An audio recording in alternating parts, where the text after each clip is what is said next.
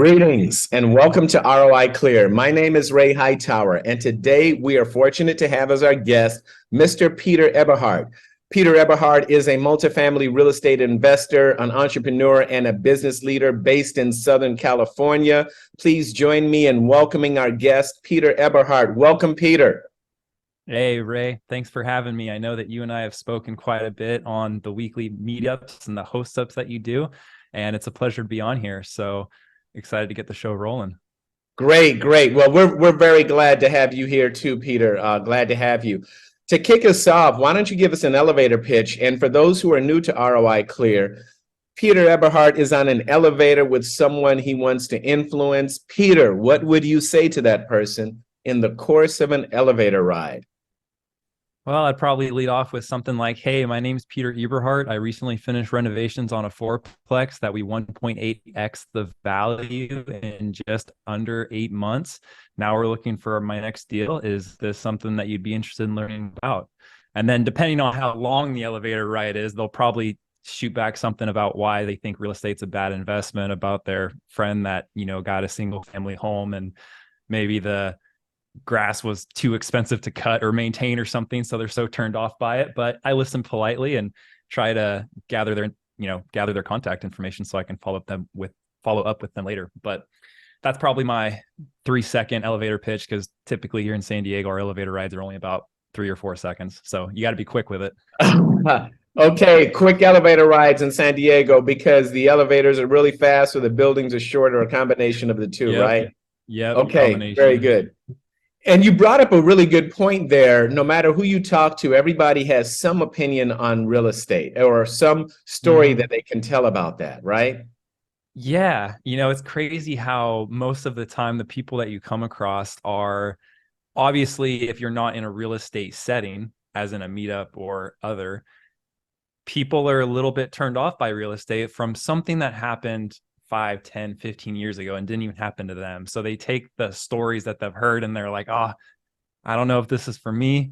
And turning that around can sometimes take a long time. So I'm not trying to say, hey, invest with me right now, but listen and understand about where they're coming from. And some of it's very common. Oh, the interest rates are too high. Oh, there's no deals, or, oh, my friend told me it was a bad time to buy. But yeah, it's not a subject that's pretty well received by the general population that I come to find and the people that I come across day to day. But you do get those 1 or 2 people that are already open to it and they're ready to rock and roll. Right, right. Yeah, and those end up being a foundation on which you can build a business. So that works out really well. That works out really well. Yeah. Now, as you and I know, there are two things that you need to build any type of real estate business on. It's deals and dollars, properties that we can invest in and the money we can use to invest in. Can you tell us a little bit about how do you find deals? How do you find properties? How do you sift them? How do you underwrite? What does that process look like?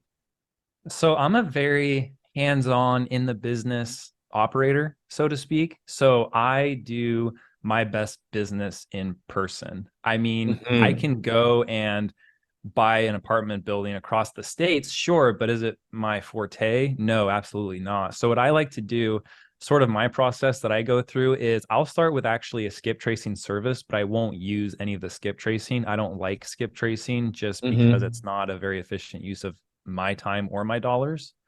And so, but I'll use that service initially to get a property database of a few hundred to a few thousand properties in whatever area I'm looking at.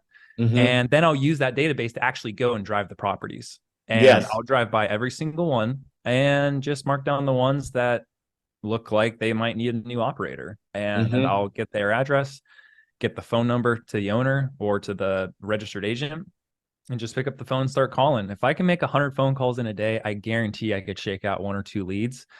Again, nothing that I'll probably close on that very day. If sure, great. But hey, in 5 years, come back at me and we'll see where we're at with the conversation. I like what you said there. If I can make 100 phone calls in a day, I'll shake out 1 or 2 leads. It's very much a numbers game, as we know. Yeah. It's all numbers. And if you can put that into perspective of delaying your gratification, there's a quote that someone recently shared with me that really hit home, and that was keep the urgency, but practice patience. And because I'm a very anxious person by nature, and I'm always like, hey, I need to do this now. I want to do it now. I need to take action now. And Yes. sometimes that can get a little, especially when you're making, 100 phone calls and every single one is hanging up on you, or every single one is not anything fruitful. And you kind of have to fight that anxiety all the time of, hey, it's okay. Keep your urgency, keep those 100 phone calls a day, but you're not getting rich tomorrow. It's a long Yeah. game. So practice patience. Right. Yeah. Keep the urgency, but practice patience. I love the way that is expressed. It is so, to me, I mean, that has became, and the gentleman that I was talking to, he I think he's an LP and probably over 500 units, and he's transitioning over to the GP side. Mm-hmm. And that just hit home to me on so many levels, because I didn't know why I was always so urgent and trying to do everything now and trying to get everything done now. Because what do they always say? The super cliche saying of enjoy the journey, enjoy the process. It's like, Mm-hmm. yes, but Mm-hmm. that doesn't really help someone that's trying to do something now. So I think that Right. that's really valuable for your listeners or anyone else to really just practice the patience, and then you can enjoy the journey. Right. Right. Now, you mentioned you use a skip trace list, it sounded like, but you don't like dealing with skip traces. Tell us a little bit about it. Maybe you can unpack that a bit. So it's really, I guess I shouldn't say that I don't like using skip tracing services, because I obviously use their services. So that might Mm-hmm. be, speaking two sides out of my mouth there. But what I mean by that is I don't like to say, hey, I'm going to go out and send out 1,000 postcards to Mm-hmm. random addresses and random owners that have never seen the house. So Yes. your efficiency and your return, not only is it a moral booster and keeps you going, but it's just going to be a better response rate. Because Yes. I don't know about you, but to me, there's nothing that can substitute for hard work. So if I'm going onto a website and just clicking a few buttons and sending out, I don't know. Yeah, again, I've never actually used them, but it just doesn't seem to be an effective use of my time or dollars. So what I do is, you know, there's many sites out there. Some are better than others. But what you can do, and this is what I do, is I just use their services, so so I can already start with a list of addresses in an area that I don't have to build myself. I mean, you can go on Google Maps and just look around, look at big parking lots, big roofs, and that's also a good way. Mm-hmm. But again, if you are in the area, or if you're not in the area and you can just take a flight somewhere and spend 4 days driving around. I mean, I was an Uber driver. I still am. I do a lot of Uber, but I was an Uber Mm-hmm. driver. That's what bought me my first condo and bought me my first 4 unit. Yes. I've been an Uber driver for 6 years. So driving around all day, to me, I mean, I love it. I love driving, big car guy. And so I'll get that initial list of properties, and I have no idea I don't know if they're a 6 unit, a 10 unit, a 12 unit. I don't know if they're a freshly remodeled during the COVID, inflation, and Yes. it's not going to be a good deal, or maybe it's owned by an 80-year-old. So that's where I like to go and drive and mark down the ones that, like, hey, this would be a good one for me to call on. This one, definitely not. I mean, there's people that are literally finishing painting the exterior, right? I don't want to Right. call on that property. Okay. So I use those services basically to save that time of building the list. Mm-hmm. Basically, it just gets me the list right away, so I can then go and make the list my own for what I'm doing. Yes, yeah. So essentially the skip tracing list, it's a tool that you use to manage your funnel. Yeah, it's Okay. definitely a tool for deal flow. Absolutely. And like I said, you can build your own list from the scratch. If you live in an area, just go start driving. Or you could start with a list to then go and build your own funnel, as you said. Absolutely. Got it. Okay. What's your buy box? What is your ideal property that you're looking for when you're going after an acquisition? I kind of have two where Yes. you could mold them into just one big buy box, but I like to try to acquire properties with my close investors that are, just a joint venture. So those will be smaller properties, Mm-hmm. anywhere from $0 all the way up to maybe 1 or 2 million purchase price, and something that is just a heavy value add. There's also a lot of opportunity with the LIHTC programs and other government programs that either the owners are trying to get out of, or maybe their credits or what have you have expired on the property. That's a little bit of a niche that I find myself getting into as I learn more about it. Right. But in general, anything that the property is performing at the floor, and we want to take it to the ceiling. We want to not only increase the value, but by in nature of doing that, increasing the living conditions that the tenants are in. I mean, some of these I've been in, again, referencing my first 4 unit. It was incredible the lack of care and maintenance that property has had for the last 20 years. And the tenants were okay in living there, in the sense that they were putting up with it for their economic obsoleteness in rent that they were having to pay. Right. But I asked them all, I said, hey, would you pay $400 more if this place was totally remodeled? Absolutely. So that's what we did. Remodeled the whole place, got, raised the rents. The rents doubled. Some, they went from 700 to 400 a unit. And so that is something where a prime example of a property that's at the floor and you can take it to the ceiling and really force your value that way. So again, going back to your question of buy boxes, that is, I'm really looking for stuff of that nature. And if it's a larger deal, 2 million and up, we kind of start to get into the syndication space and bringing in other investors and marketing that property as a syndication venture. But as of right now, I typically like to focus more on the smaller joint venture type things, as those are a little bit more intimate with the operations for both me and my investors and my partners, and from my own credibility standpoint to just continue building to grow and all the good stuff, baby steps. And like I said, practice patience. So don't try to go off and just knock off 100 unit right away with a bunch of other people's money. Really know the process. I am an operator through and through, Ray, and I love the numbers. I'm a big data nerd. So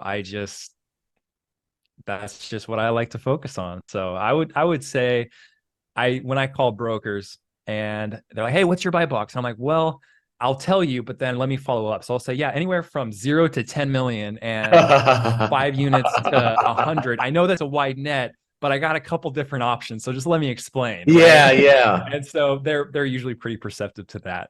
But I would say that's what I'm going for. You know what? Just listening to you and watching your body language and everything, bottom line is you're in love with the business.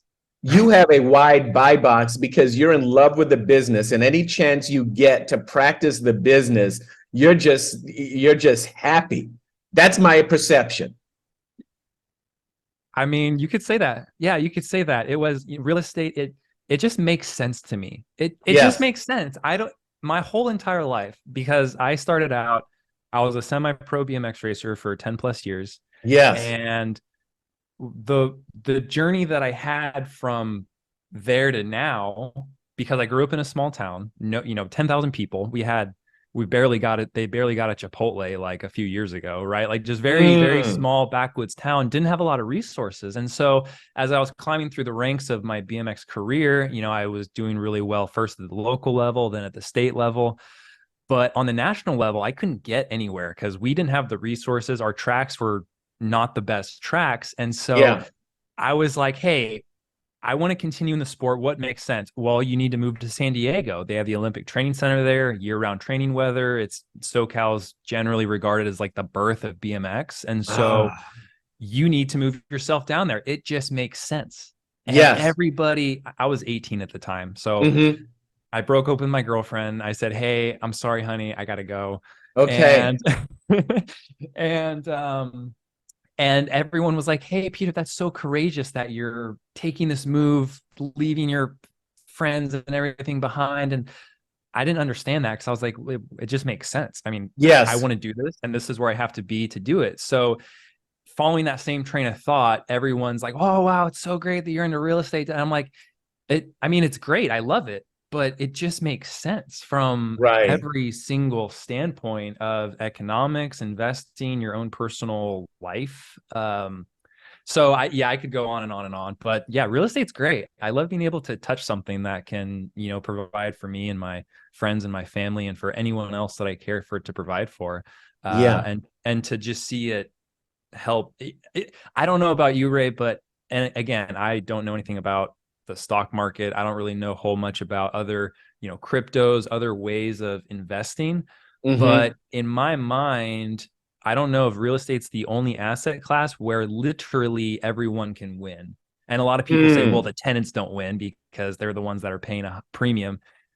Okay, well, my counter argument to that is yes, the tenants do have to pay a premium, but they choose to. And most of, actually, no, pretty much all of my tenants, they love the care, the operations, how well we take care of the Yes. property, and they get a nice place to live and they don't have to become a Yes. slumlord. And Right. so my last tenant, Ray, she started crying when I handed her the keys.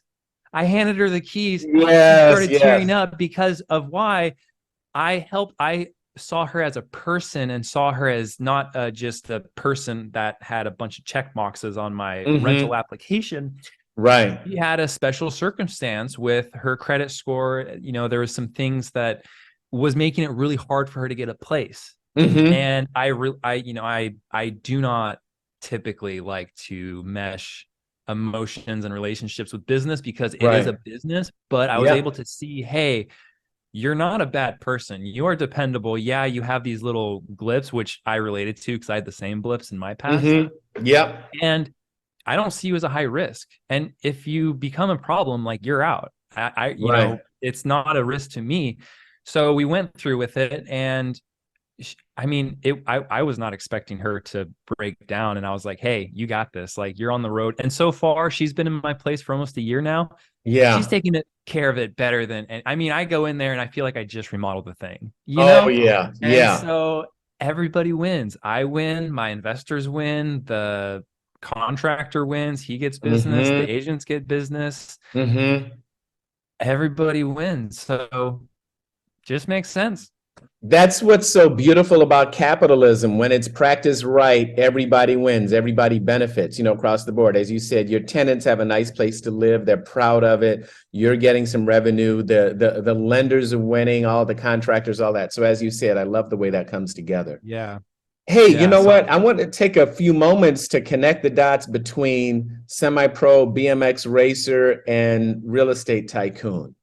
How did that move happen? And also Uber driver. And you know what's so remarkable about being an Uber driver? While you're driving, you're also driving for dollars. So you've got one business that's feeding revenue into another business. It's just remarkable about how you've connected those dots. So tell us about yeah. BMX to Uber to real estate, if you went in that order, or tell us about that, please.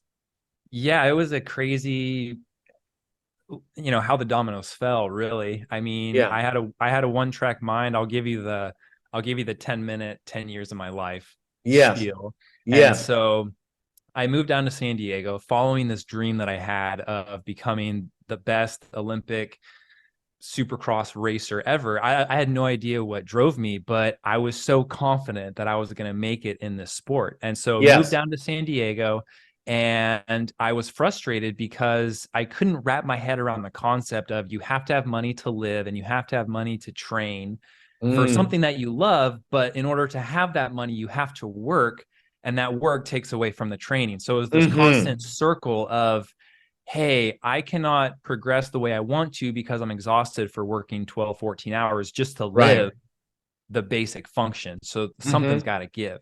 And Hmm. so my friend, this was 6, 7, 8 years ago now when Uber was first becoming a thing. Hmm. And one of my friends that I met at the BMX track, he wasn't like a serious racer, but he was just a guy that would show up and, we hit it off.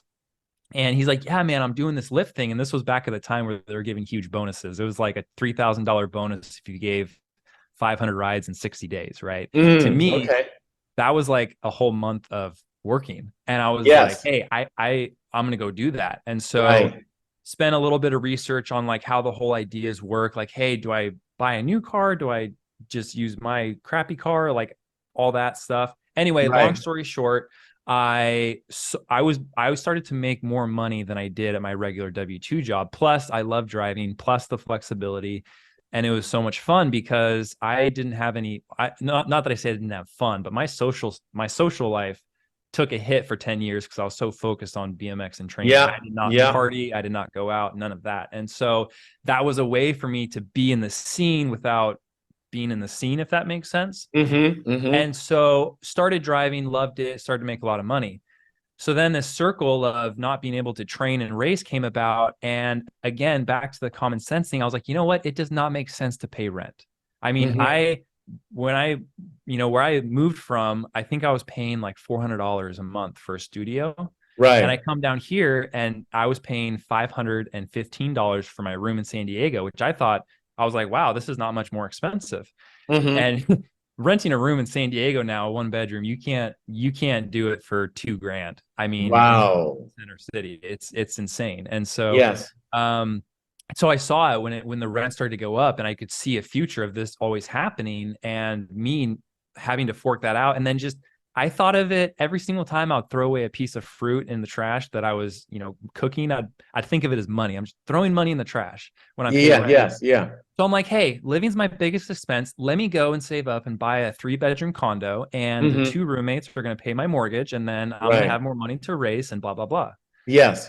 Made perfect sense. And once I actually got into real estate investing, I found out that house hacking is the term that they use that. But again, I did not care about investing. I was just focused on BMX. So I drove Uber for straight 6 months, saved up. Well, I first had to get out of debt. I was probably about 30 grand in credit card debt from racing for the last however many years. And so just drove straight Uber, 110-hour work weeks on top of my regular job. And at the time, that 6 months, it took me to save up 20, 30 grand, which at the time was a 10% down payment for a condo, or maybe 5%.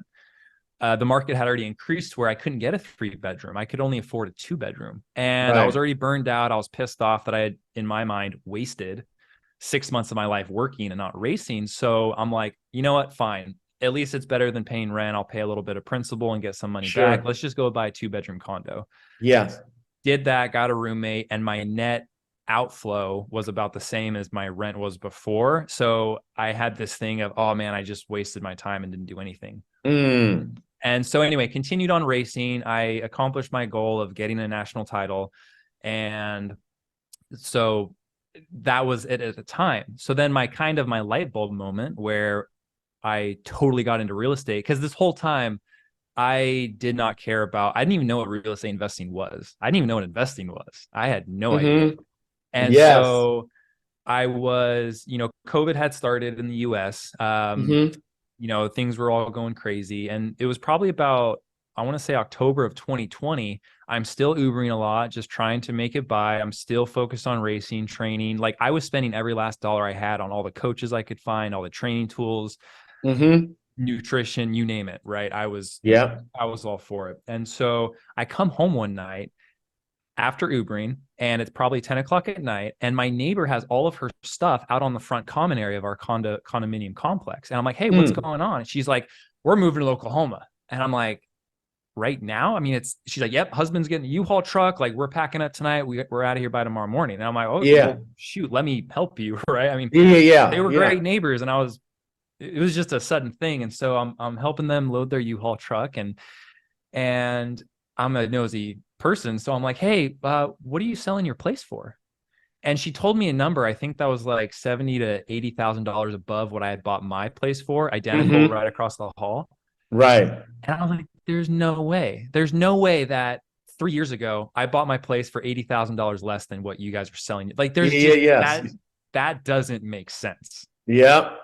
So I think I just went on Zillow real quick and just typed up whatever. And I was like, holy bejeebus, like this is my answer to race more, because this is where I can, like, this makes sense. And so I just dived straight in from there, went full-time real estate mode, and flew out to Ohio, looked at some single family homes, didn't like them, flew back, bought a 4-unit here in California, and it's just been up the charts ever since. So that's kind of how that shifted. So I still do a little bit of Uber on the side, mostly for fun now. And, I've really learned the discipline, which was a really hard thing to learn, but I've really learned the discipline to let myself go out of the either self-employed or employed sort of mindset and shift over to like an investor mindset. So I still do Uber, not so much for income, but just to meet people. And again, my elevator pitch is my Uber pitch, right? So you say, hey, what's your elevator pitch? I'm like, well,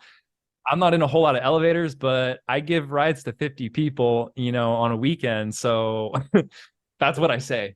I say it as many times as I can. And I've actually gotten my first joint venture partner actually came from an Uber ride. She was an Uber passenger. You got your first JV partner as an Uber passenger. That is as remarkable. An Uber driver. She was my passenger. Yeah. Yeah. She was your passenger. Yeah. Okay. And I was exhausted. I mean, when I'm you're driving for 100 hours, it's sometimes you're just not social. And so some passengers, they're very talkative and they won't be quiet, which is totally fine. And I'll kind of do my mundane answers and just go about it. So I can't remember what the questions were, but I just mentioned like, yeah, I'm just driving Uber so I can buy more properties. I have a few apartments and I'm just trying to buy more. And she's like, oh, have you ever thought about partnering up? And I'm like, no, I like to do it myself. And she just kept talking. She's like, oh, well, like I've always wanted to get into real estate and blah, blah, blah, blah, blah, but like, I don't have the time, blah, blah, blah, blah, blah.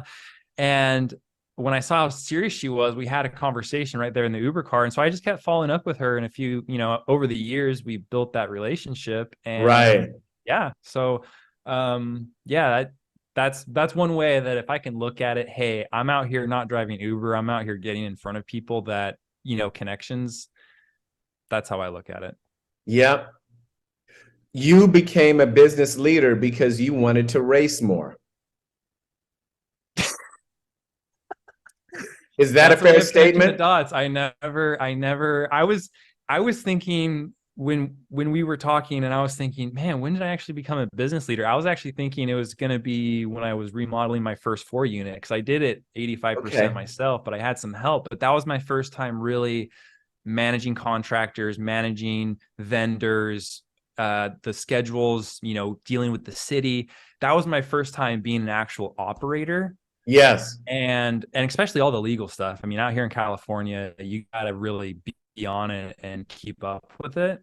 Right. But that was what I was thinking. That was my first time actually leading a business. But I mean, you're absolutely right. I think athletics, for any athlete, sports, I mean, it can teach you a lot, not only about discipline, but just about, everything that it would take to be successul in any venture you take on in life, really.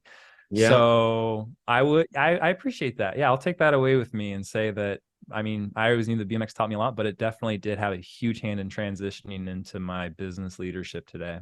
Yeah, there's your why, there's your passion. So that's wonderful. I'm fascinated with people who find their passion and go for it. And you clearly did. Not only did you move to a new city for it, you moved to San Diego because of it, because you wanted better tracks. You won a national championship. And in the process of that, you were able to finance your own living expenses and your own training through Uber and through real estate. And I bet the real estate gives you better tax advantages than anything else.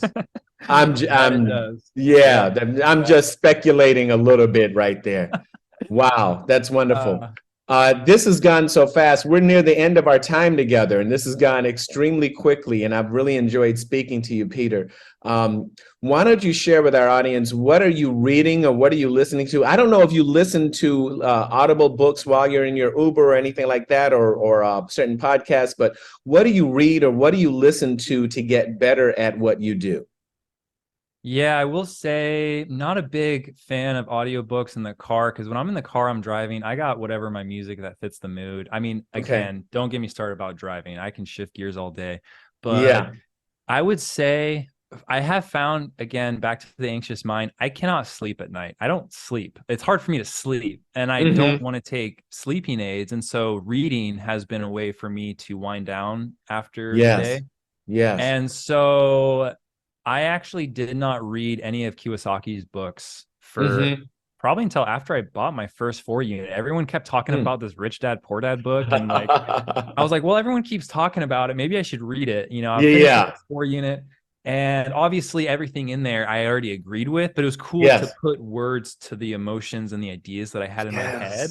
Yes. And Yes. so currently right now I'm finishing up his cash flow quadrant book. Oh, yes. And I like to focus on one book at a time. Mm-hmm. And I think that for me, it's more so a mindset related books that I read now, but I'm starting to get more into the actual business side. Like I've read Traction, but I want to read it again Yes. and just get more into the actual business side of learning. But again, if it's like a learning book like that, it'll actually spur my mind like, oh, I want to go and do this and look into that, and then I don't sleep. So Yeah. I would say, yeah, I'm finishing up Cash Flow Quadrant right now, and I'll probably try to pick up a few other mindset related books just to help me wind down and get ready to wake up and crush it the next day. Okay, there we go. Robert Kiyosaki, Cash Flow Quadrant, and there are mindset related Yep. books that you read. Yes, to because Yep. we need the sleep. Somehow our brains reorganize our file cabinets or whatever it is going on inside our heads with the neurons Yeah. and glial cells and all that stuff. So Yeah. wonderful. Well, Absolutely. Peter Eberhardt, it has been a pleasure speaking with you today. You have a fascinating story, and I know our audience enjoys listening to you as I have enjoyed listening to you as well. It's been great with you today. Hey, thank you so much for having me on. I'm glad that we got to do it and can't wait to see what the tree shakes out in the future. We'll talk to you guys soon. Yeah, thank you.